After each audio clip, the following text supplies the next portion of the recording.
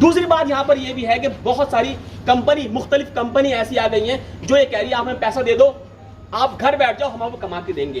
कोई कह रहा है जी हम फॉरेक्स ट्रेडिंग करते हैं, कोई कहता है कि हम इंट्राडे ट्रेडिंग करते हैं, कोई कहता है जी हमारा नाम QFX है, YFX है, OctaFX है और फलाना FX है, MX है, पता नहीं क्या क्या है, और वो कहती है पैसा दो, तुम्हें कुछ नहीं करना, घर बैठ जाओ। जब ये बात आती है दो बात समझने की है।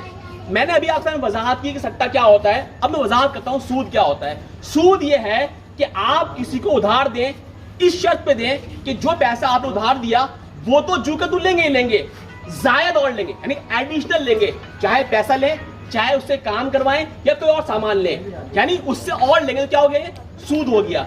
अगर ये सूद सही में आ रहा है तो इसका मतलब ये है किसी कंपनी ने कहा कि हमें पैसे दे दो, घर बैठ जाओ, हम कमा के देंगे। तो आप क्या कर रहे हैं, आपने उधार पैसा दिया, पैसा आपका जू के तूर मिलेगा वापस और बढ़ के मिल रहा है, ये क्या हो गया, यही तो सूद है। आप बैंक में FD कराइए, घर बैठ जाइए, FD में क्या होगा, आपको इंटरेस्ट मिलेगा, यही तो सूद है।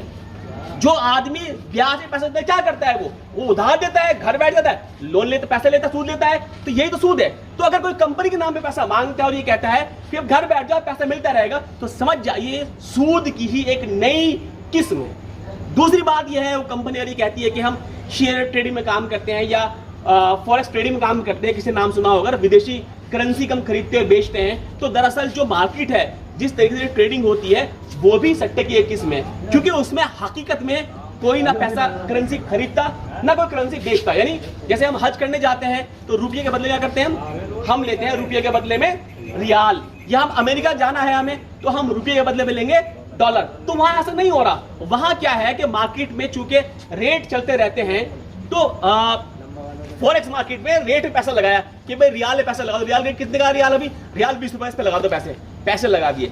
अब रियाल के रेट बढ़ेंगे तो मुझे मुनाफा होगा, रियाल के रेट घटेंगे तो मुझे नुकसान होगा। मिसाल दिए मैंने आपको। तो बताइए क्या ये कारोबार है? नहीं, ये तो वही है कि शाम को बारिश होगी या नहीं होगी, टीम कौन जीतेगी। इसी तरीके से पैसे घटेंगे या बढ़ेंगे, तो किसी बात के होने पे या ना होने पे जो हमने बेसिकली पैसा लगाया है वो भी सट्टा है। तो इस तरीके से शरई लिहाज से भी ये कंपनी जो काम कर रही है वो अपने आप में जायज नहीं है। मैं यहाँ पे यही बता दूं, बाकायदा देवबंद का फतवा है जिसमें उन्होंने कहा है ये काम करेंसी खरीदने बेचने जायज नहीं है, जब तक के नकद ना हो, जब तक के जो करेंसी आपने दी बदले मिली वो आपके हाथ में ना आ जाए।